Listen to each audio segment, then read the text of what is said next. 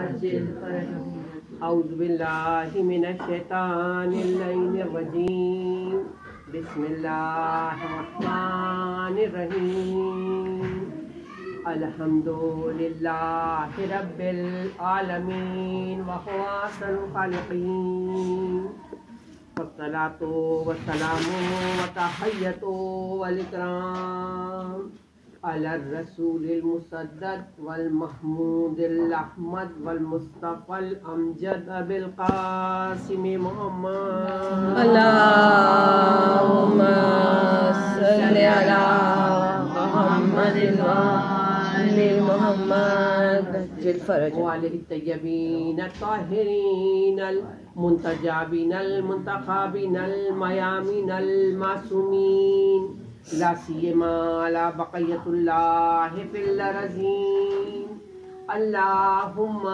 أجل فرجه وكسر أنصاره وأهلك أعداءه ولعنة الله على أعدائهم أجمعين من يومنا هذا إلى يوم الدين صلوات اللهم صل على محمد وآل محمد وعجل. السلام علیکم ورحمۃ اللہ وبرکاتہ۔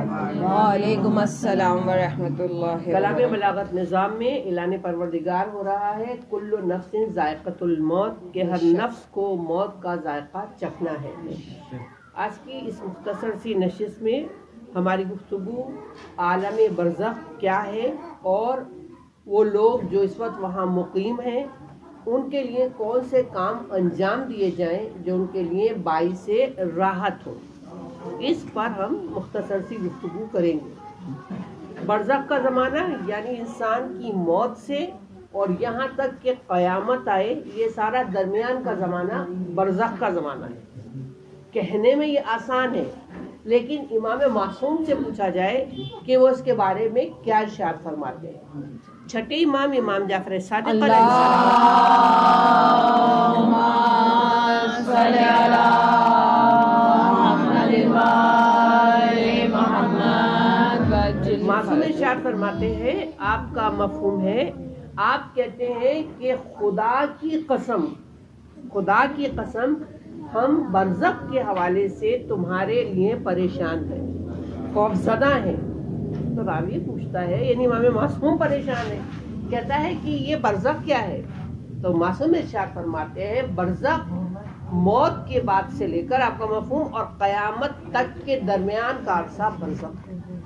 کیوں معصوم کہہ رہے؟ اس لیے معصومین کی شفاعت حق ہے، لیکن وہ قیامت میں ہے، برزخ میں نہیں ہے، لہذا زیادہ سے زیادہ ہمیں کوشش کرنی چاہیے کہ خود بھی ایسے اعمال کریں جو ہمارے وہاں پہ کام آئے، اور اپنے مرحومین کو اس زمانے میں بہت زیادہ دعا، صدقہ اور عمل صالح میں ہم یاد رکھیں۔ پیغمبر اسلام یہ ارشاد فرماتے ہیں، ایک صحابی نے نقل کیا کہ آپ ارشاد فرماتے ہیں کہ اپنے مرحومین کو ہدیہ پہنچاؤ۔ تو یہ سن کر حیران ہو گیا، ہدیہ پہنچائے؟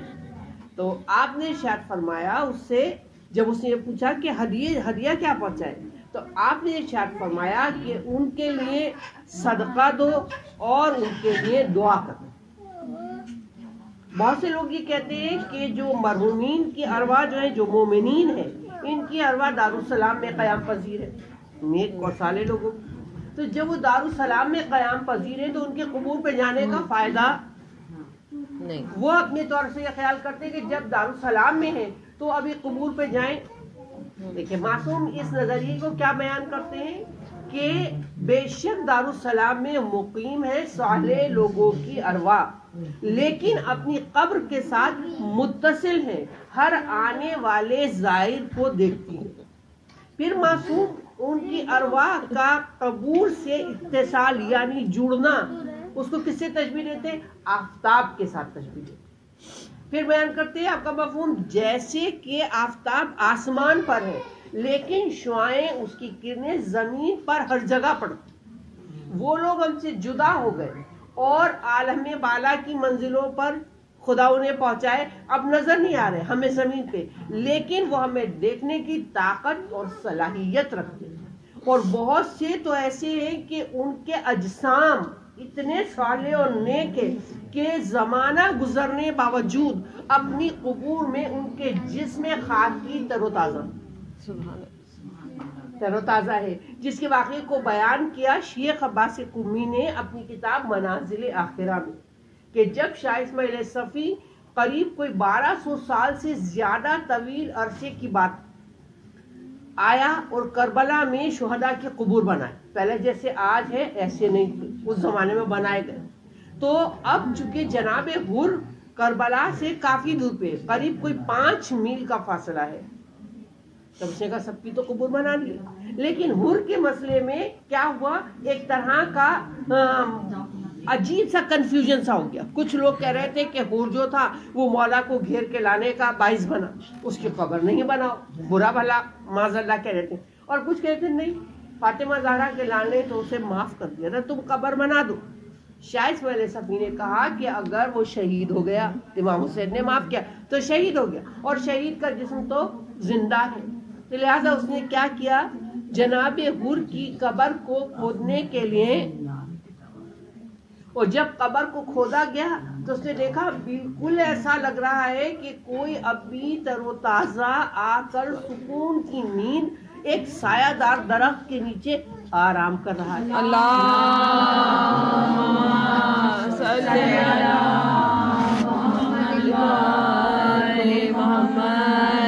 اور شاہ اسماعیل صفی نے دیکھا کہ پائنٹی کی طرف سے داخل ہوا اور اتنی مہکتی ہے قبر مبارک کہ وہ خوشبو کی طرف کھینچتا چلا گیا، اور اس نے سوچا خوشبو کا مرکز کیا ہے، تو اس نے دیکھا خوشبو جو ہے وہ صاحب قبر کے سر سے آ رہی ہے، جو سر کی طرف متوجہ ہوا تو دیکھا وہاں ایک رومال بندھا ہوا، اور خوشبو کا مرکز یہ رومال ہے۔ تو شاہ اسماعیل صفی نے کہا اتنے بڑے درجے کا آدمی ہے اور اتنی مہک اتنے سالوں بعد، تو کیوں نہ یہ رومال کھول دیا جائے اور میں اپنے ساتھ لے جاؤں تبرکن، پھر وصیت کر دوں کہ میرے کفن میں رکھ دینا۔ تو اس نے رومال کو کھول دیا، جیسا ہی رومال کو کھولا تو ویسا ہی جناب حر کے سر سے تازہ خون جاری ہو گیا، اور تازہ خون سائنس کہتی ہے دلیل ہے اس بات کی کہ انسان میں حیات، اگر خون جم جائے کہ مرنے کے بعد خون جمنا شروع ہو جاتا، بدن نیلا پڑنا شروع، لیکن خون کی روانی بتا رہی تھی کہ حیات ہے، تو خون بہن، تو اس نے کہا کوئی دوسرا رومال باندھتے تاکہ خون رک جائے گا، تو اس نے دوسرے رومال کو باندھ دیا، لیکن خون ابھی بھی نہیں رکا۔ تب شاہ اسماعیل صفی نے کہا مٹی ڈال دیتے، پھر نکلنا چاہا تو صاحب قبر کی آواز تھی، شاہ اسماعیل صفی میں نہیں کہتا کہ تو میری قبر کر، لیکن یہ رومال واپس، کیونکہ یہ وہ رومال تھا جو آخری وقت میں مولا نے میرے سر پہ باندھا، اور یہ کہہ کے باندھا تھا کہ حر تو میرا مہمان تھا، لیکن کوئی چیز ایسی نہیں تھی کہ مہمانی ہوتی تو میں اپنی ماں فاطمہ زہرا کا رومال تیرے سر پہ باندھتا۔ تو آپ دیکھیں یہ ان کا درجہ بتاتا ہے کہ بہت سے نیک اور صالح بندے اپنی قبور میں عرصہ گزر جانے باوجود تر و تازہ ہیں۔ تو مومنین جو صالح ہیں وہ لوگ دارالسلام میں ہیں، لیکن قبور کے ساتھ ان کا اتصال ہے۔ پیغمبر نے کہا کہ کس طرح ہدیہ کرو، اپنے مرحومین کے لیے، مردوں کے لیے ہدیہ بھیجو۔ جب پوچھا گیا ہدیہ کیا ہے، آپ نے ارشاد فرمایا ان کے لیے صدقہ کرو اور ان کے لیے دعا کرو۔ ذات ختمی مرتبہ کہتے ہیں کہ جب کوئی ہدیہ بھیجا جاتا ہے میت کے لیے، جب کوئی ہدیہ بھیجا جاتا ہے تو فرشتہ اس کو نورانی طبق میں رکھتا ہے، کتنا نورانی، کتنا نورانی، وہ کہتے ہیں جس سے 7 آسمان تک روشنی جاتی ہے۔ پھر وہ فرشتہ اس صاحب قبر کے قبر پر جاتا ہے اور اس کو سلام بھیجتا ہے، کیا کہہ کر السلام علیکم یا اہل القبور، اور اس کو اطلاع دیتا ہے کہ فلاں بندہ مومن نے، تیرے بھائی نے، برادر نے، جو بھی، اس نے تیرے لیے یہ ہدیہ بھیجا ہے۔ پھر میت آ کے اس کو ہدیے کو لے کر اور اپنی قبر میں داخل ہوتی ہے، جس سے اس کو سکون ملتا ہے، آرام، اور قبر میں کشادگی ہوتی ہے۔ تو کہا ہدیہ دو، اور وہ لوگ جو میت کے لیے خود صدقہ دیتے۔ دیکھیں ابھی تو ہم صرف ایک پہلو دیکھتے ہیں کہ جو عمل ہم کر رہے ہیں، مثلا جیسے اس وقت ہم جمع ہیں ایک مرحوم کے اصالہ ثواب کے لیے، تو شاید ہمارے شولڈر پہ بہت بوجھ ہے کہ شاید اس کا سارا ثواب مرحوم کو ہی مل رہا ہے۔ نہیں، جو لوگ مرحوم کے اصالہ ثواب کرتے ہیں، ان کے لیے کوئی صدقہ دیتے ہیں، اس کا ثواب خود ان کو ملتا ہے۔ کتنا ملتا ہے؟ ان کو بھی ملتا ہے، صدقہ دینے والے کو بھی ملتا ہے، اور مرحوم کو تو ملتا ہی ملتا ہے۔ ابھی کتنا ملتا ہے؟ کہا گیا جو کوئی شخص کسی مرحوم کے لیے صدقہ دیتا ہے تو اس کا ثواب کوہ احد کے برابر اجر میں ملتا ہے، اور یہ شخص روز قیامت عرش کے سائے میں ہوگا، جبکہ اس دن اور کسی جگہ سایہ نہیں ہوگا۔ تو کہا مرحوم کے لیے صدقہ دیا جائے۔ ابھی علامہ مجلسی یہ لکھتے ہیں ذات المعاد میں کہ جو لوگ یہاں سے چلے گئے، اب وہ لوگ اپنی اولاد، اپنے بھائیوں اور اپنے رشتہ داروں سے امیدوار ہیں۔ امیدوار یعنی امید رکھتے ہیں، اور کس چیز کی امید رکھتے ہیں؟ وہ احسان کے منتظر ہیں، احسان کے منتظر ہیں۔ تب وہ یہ لکھتے ہیں کہ جو لوگ یہاں سے چلے گئے ان کو دعا میں یاد رکھا جائے، اور پھر خاص جگہیں بتاتے ہیں، خاص اوقات بتاتے ہیں کس وقت ان کے لیے دعا بہت زیادہ فائدہ رکھتی ہے۔ یوں تو ہر وقت دعا کی ہے، ہر وقت میں یاد رکھا جائے، لیکن خصوصاً کن جگہوں پر اور کن مقامات پہ یہ وہ انڈیکیٹ کرتے ہیں۔ علامہ مجلسی کہتے ہیں کہ مرحوم کو جو سب سے زیادہ بینیفیشل ہے اس کے لیے کہ دعا اس تک پہنچے، ہر وقت کرے لیکن خاص نماز شب۔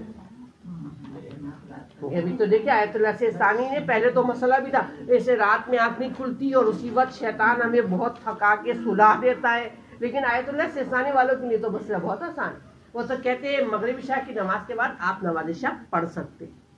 ابھی نماز شب 11 رکعت کسی کو بڑی زحمت لگتی ہے، 11 رکعت ٹائم نہیں ہے، گھر کے کام ہے، ذمہ داریاں، تو پھر وہ 3 رکعت پڑھ لے، 2 رکعت نماز شفا پڑھ لے اور 1 رکعت نماز وتر پڑھ لے۔ اگر چاہے تو 40 مومنین کو یاد کرے، نہیں چاہے تو پھر کل مومنین کا نام لے کے بھی نماز کو وہ کر سکتا ہے۔ اچھا، اگر اس کی اتنی امپورٹنس ہے، دیکھیں مرحومین کے لیے بھی اور پڑھنے والے بھی، اس کی خاص صفت پڑھنے والے کے چہرہ بہت نورانی ہوتا ہے۔ وہ لوگوں جو نماز شب کے عادی ہیں، وہ سارے لوگوں میں آپ دیکھیں ان کو پہچانا جا سکتا ہے، ان کی صفت لکھی گئی، وہ نورانی چہرے والے لوگ۔ ہم دعا گزارتے پروردگار قیامت میں ہمیں نورانی چہرے والے کے ساتھ تو پھر جناب امیر کے ساتھ ان کے خاص نور۔ تو کہتے ہیں نماز شب 2 رکعت پڑھو، نماز شفا 1 رکعت نماز شب۔ اگر یہ بھی نہیں پڑھ سکتے کم از کم نماز وتر پڑھو۔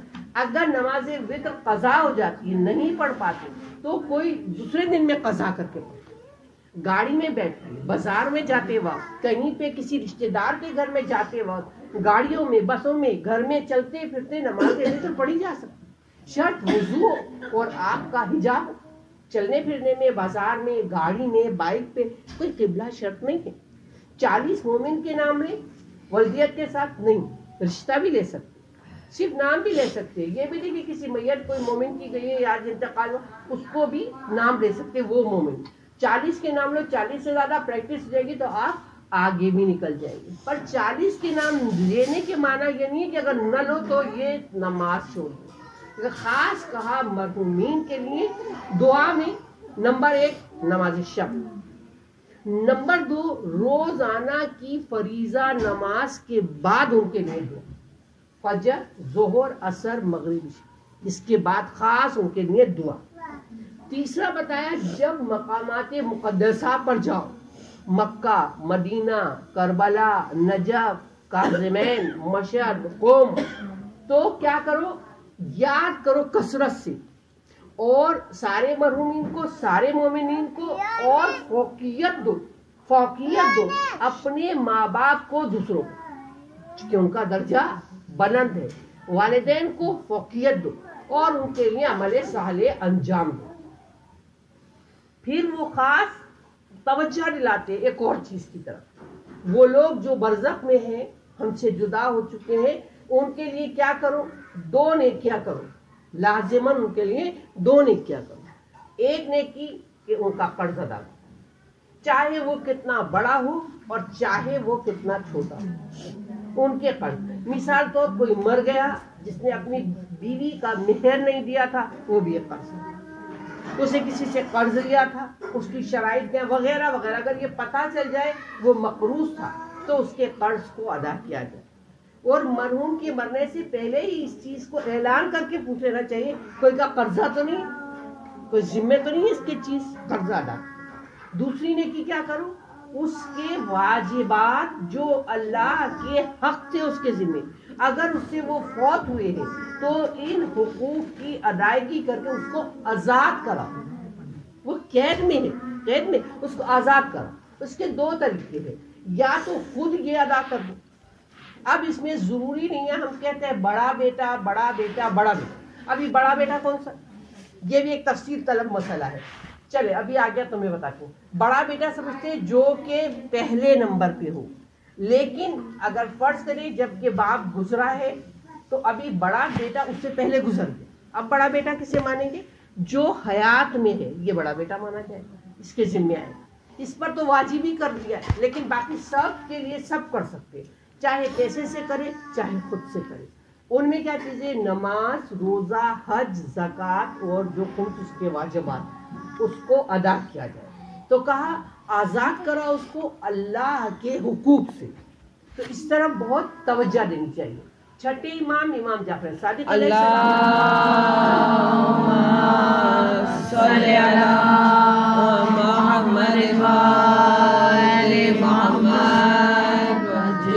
ہم شب جمعہ ڈھونڈتے ہیں، وہ بھی والدین کے لیے 2 رکعت نماز، اور کتنے جمعے تو اس میں بھی گزر جاتے، یاد نہیں آتے۔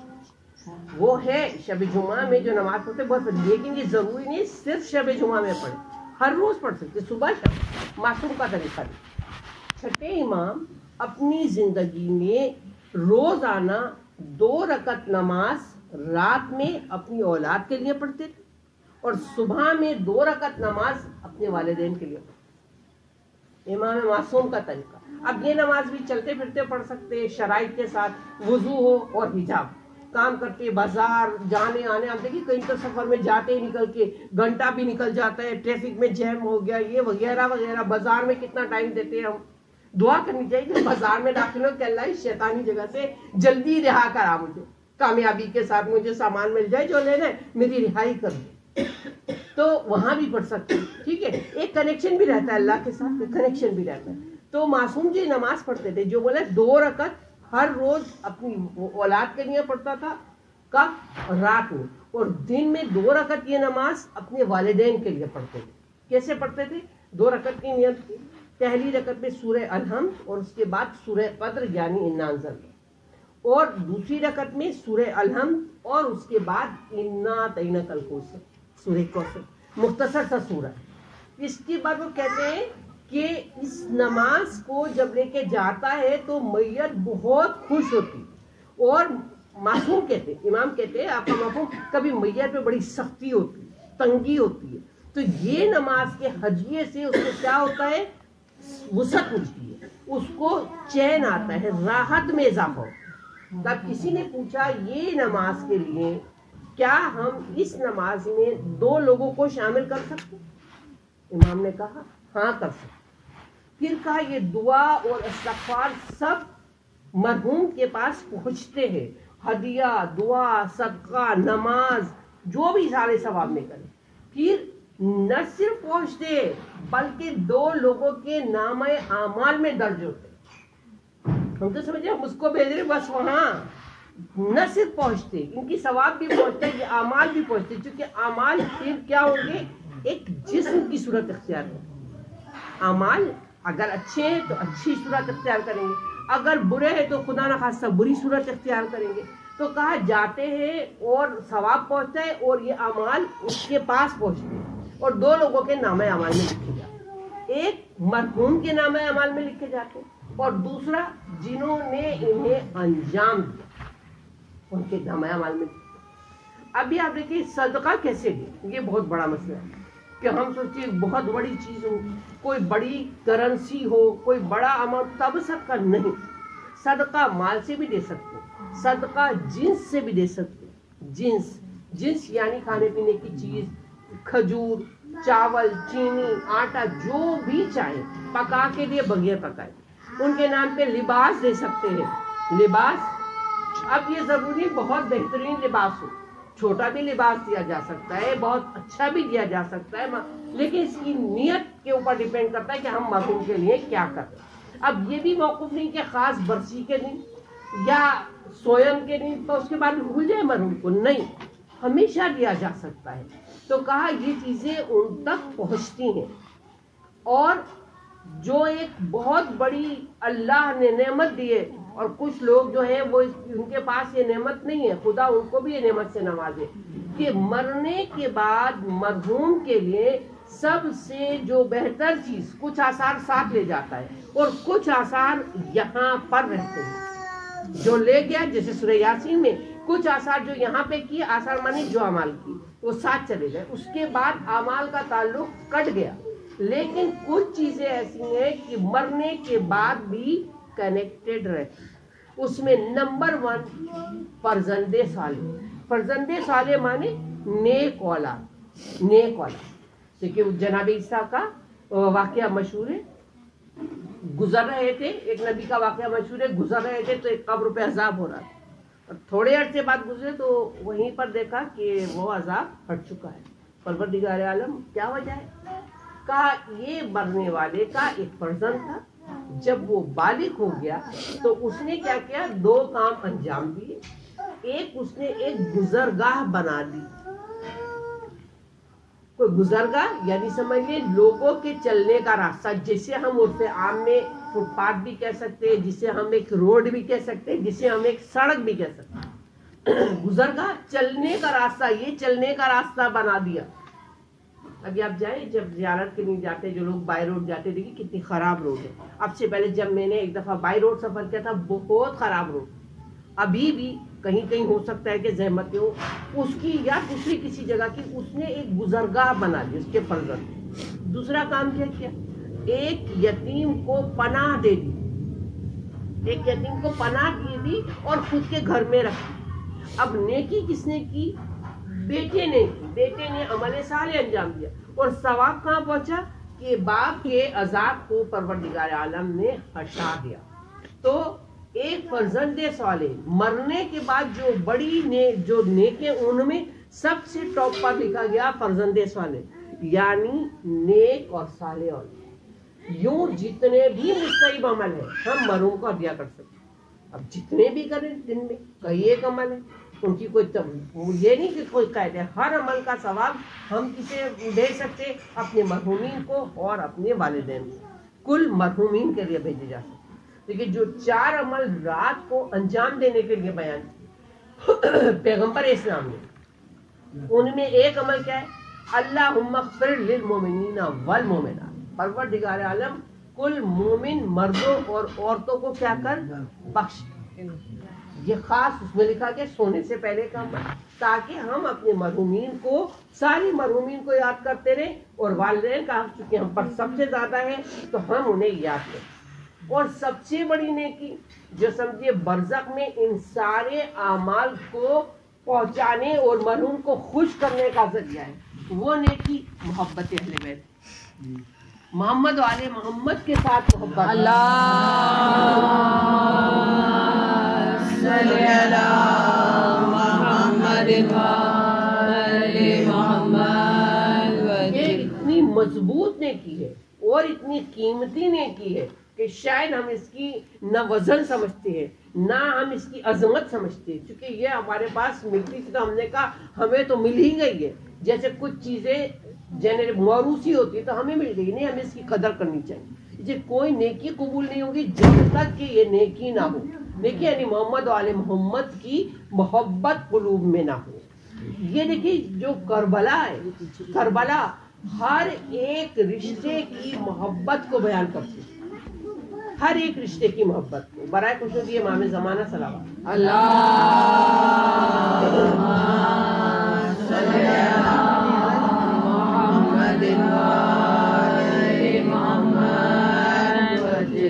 زیادہ جو مشہور و معروف ہے وہ اصحاب باوفا، سید الشہداء کے اصحاب کی محبت مشہور ہیں، اور بھی محبت ہے لکھی جاتی ہے، لیکن زیادہ پڑھنے میں آتی ہیں اصحاب باوفا کی محبت ہے۔ لیکن اگر آپ دیکھیں تو خواتین کی امام حسین سے محبت ہر رشتے میں اپنے عروج پہ نظر آتی، اور خواتین جنہیں لوگ کہتے ہیں صنف نازک ہے، وہ زیادہ صدمات نہیں اٹھا سکتی، لیکن کربلا کی خواتین کے صدمے کتنی ان کی وہ ہے، یعنی اولاد بھی قربان کر دی، والی بھی قربان کر دیے، وارث بھی قربان کر دیے، اور پھر اسیر۔ ان میں خاتون بی بی رباب، یہ وہ خاتون ہے جن کو اگر یہ کہا جائے کہ بی بی رباب مکمل طور سے کربلا میں اجڑ، یہ کہنے میں کوئی دو رائے نہیں۔ 2 بچے ہیں، ایک 6 مہینے کا علی اصغر ہے، اور یہ بچہ جو ظلم سے شہید ہوا ہے، یعنی 2 مرتبہ کہتے ہیں نہر بھی کیا گیا ہے اور بچہ ذبح بھی کیا ہے، اور پھر ذبح کر کے سر نو کے نیزہ پر 6 مہینے کے بچے کا چڑھانا اور ساتھ میں ماں کا قافلے میں چلنا، اس تکلیف کو کس طرح سے بیان کیا جائے، بچے قلوب محسوس کر سکتے، اور وہ ساری اسیری گزاری، اور پھر وہ جو 4 برس کی بچی تھی وہ اندھیرے زندان میں سو گئی، سب کو رہائی ملی، اور جلے ہوئے کرتے کے ساتھ بچی زندان میں رہ گئی، اور رباب جب واپس آئی اور جب گزری تھی، اور جب والی اور وارث کے لاشیں کو تپتی ہوئی دھوپ میں دیکھا تھا تو وعدہ کیا تھا میں کبھی سائے میں نہیں بیٹھوں۔ تاریخ نے لکھا اتنی باوفا عورت تھی، اتنی مولا کی محبت کرنے والی زوجہ تھی، پھر ساری زندگی سائے میں نہیں بیٹھی، ساری زندگی سائے میں نہیں بیٹھی شہزادی۔ جب روز عاشور آیا تو جناب فضہ کہتی ہیں آخری رخصت کے لیے فرزند زہرا خیمے میں تشریف، جب خیمے میں تشریف لائے جو مختلف امور انجام دیے، کہتے اس میں سے ایک یہ تھا کہ ایک مرتبہ آپ ایک خیمے کے حصے میں چلے گئے۔ کون کون گیا؟ کہا بی بی زینب گئی اور امام حسین گئے۔ کہ جانے کا انداز ایسا تھا کہ ہم نے دیکھا امام علی مقام آگے تھے اور زینب پیچھے تھی، بہن پیچھے تھی، دونوں بیٹھ گئے، کچھ باتیں ہوئی بہن اور بھائی ہوئی، لیکن کیا باتیں تھی کسی کو نہیں پتا۔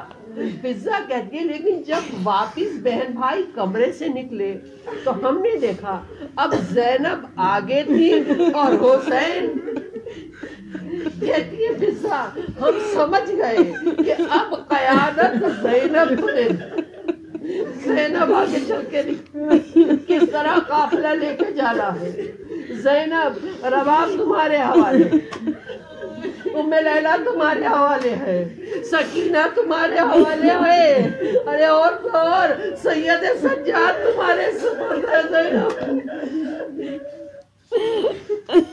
بس واپس آئے، جانا چاہتے ہیں، سین خیمہ میں آئے، مولا دائیں جانب دیکھا بائیں جانب دیکھا، اگر کوئی حسین کے قلب سے پوچھے اب نہ کوئی دائیں جانب ہے نہ بائیں جانب ہے، نہ اکبر ہے نہ عباس ہے نہ قاسم ہے۔ ایک مرتبہ کہتے ہیں ارے ہے کوئی ہماری سواری کا لانے والا؟ کوئی نہیں تھا، علی کی بیٹی نے آسینہ کو چڑھایا، بھیا میں لاتی ہوں۔ سلجنا گیا، فرزند زہرا سوار ہو گئے، چاہتے ہیں کہ چلے لیکن سلجنا نہیں چلتا۔ امام کہتے آخری رخصت ہے، اے اسب باوفا صرف مقتل تک جانا ہے، واپسی نہیں ہوگی۔ سلجنے کی آنکھوں سے آنسو جاری ہے، اب جو دیکھتے ہیں ننھی سکینہ سمو سے لپٹی ہوئی ہے، اے سلجنا میرے بابا کو نہ لے۔ امام اتر آتے ہیں اور سکینہ کو گود میں لیتے ہیں، سینے سے لگاتے ہیں، کہتے ہیں سکینہ سکینہ اب تم یتیموں کی طرح رہنا سیکھو۔ ارے بچی بہت کم سن تھی، ایک مرتبہ کہتی ہے بابا بابا یتیم کسے کہتے ہیں؟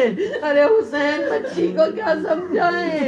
ایک مرتبہ کھا کے کربلا اٹھائی، سکینہ کے بالوں میں ڈالی، کہا سکینہ مر جائے جس کا باپ وہ بچہ یتیم ہے۔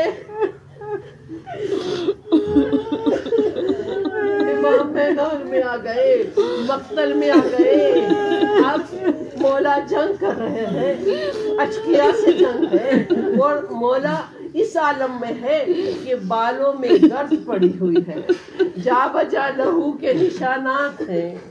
ایک شخص ڈھونڈتا ہوا گیا، مجھے حسین سے ملنا ہے، پہچان نہیں پا رہا۔ جب آیا تو پوچھا تجھے کیا کام ہے؟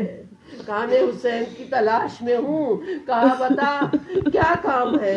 ارے یہ تو نہ کہہ سکے کہ شاہ مشرقین ہوں۔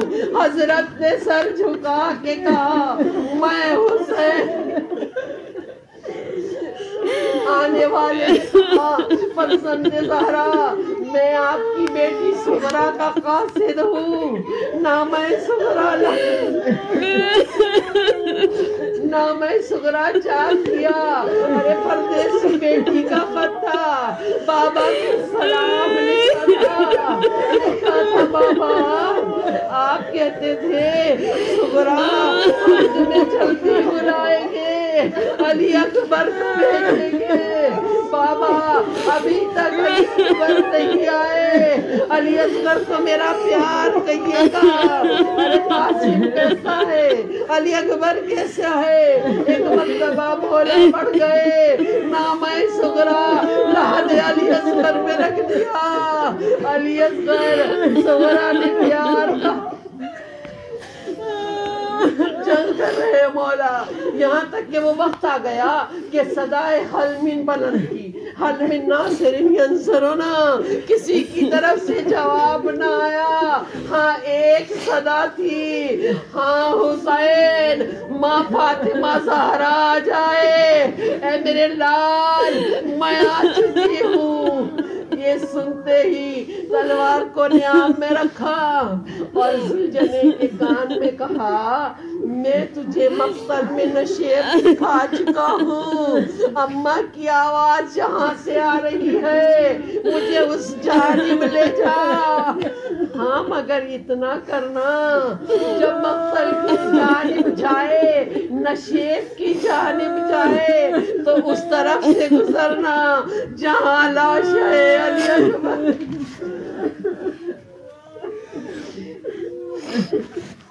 ربنا تقبل منا انك انت السميع العليم، بارے لا کوئی کم نہ رہے غم حسین۔